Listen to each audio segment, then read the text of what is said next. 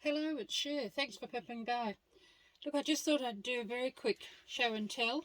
As you know, if you watched the last video, you would have seen my damage to the plate that I did through a bit of carelessness. But before I did chop it up, I actually did this extra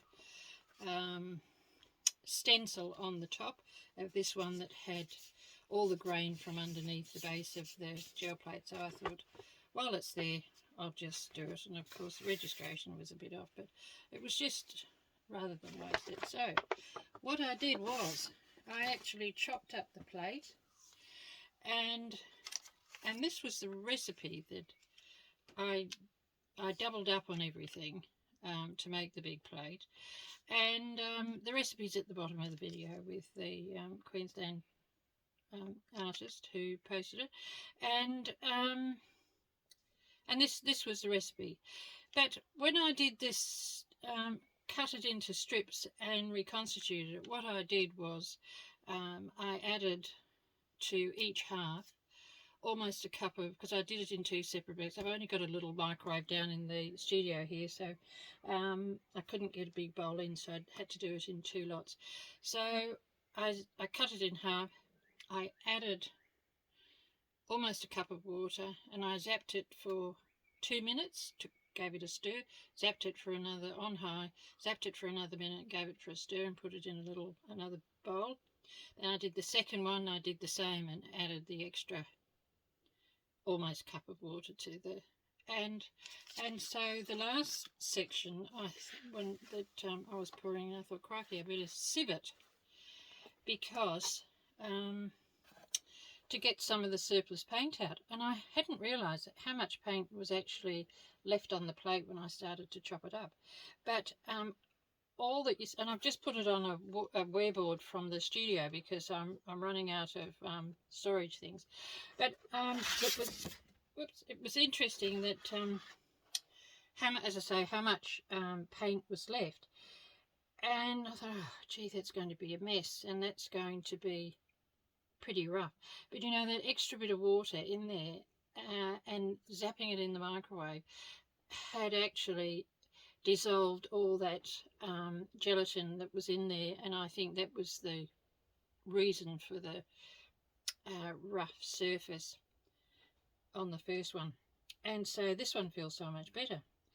And but all the paint residue is actually that I did sift quite a bit out, but all that's left there is actually in the centre of the plate. I do apologise for the lighting because it's a very sunny day today, and I've got an open window with I don't have a cover on it, so it's just where I am, out of the dust from the studio, from the clay studio, and so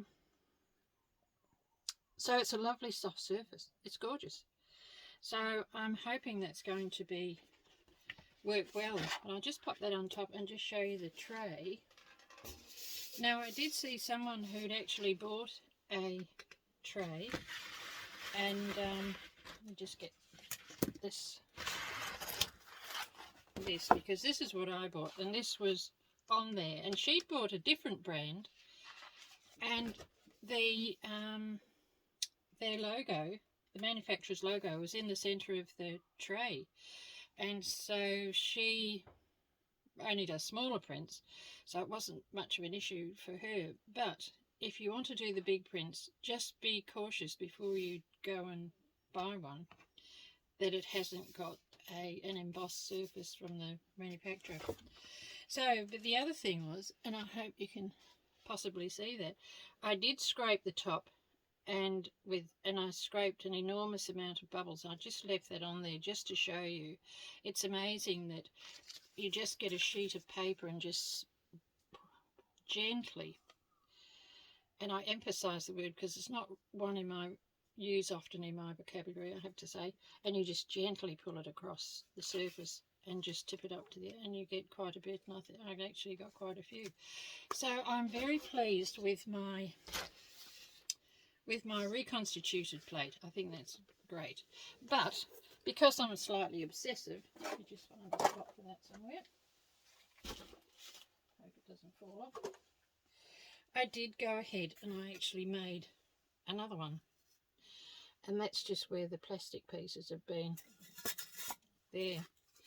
Now what I did again, I used exactly the same recipe, but instead of doing the 1.5 cups of boiling water and a half cup of cold, I actually did 1 cup of cold water to mix it and 1 cup of boiling water. And I think that, and this has got a lovely base as well, it's got a lovely soft base. The texture is nothing like that first one. And so that either zap it in the microwave when you're finished, just to dissolve all the gelatin, and you shouldn't have any trouble. And I was very pleased with my efforts. And if you're wondering, am I going to butt the two up together and have something ginormous? Well, you're actually on the same wavelength as I am, because I'm going to give that a bit of a go, but not today. But I will do it. So I just thought I'd drop by and let you know how I'm progressing. So that's what we've got so far. So hope you join me for my next little adventure. Okay, thanks for popping by. Bye.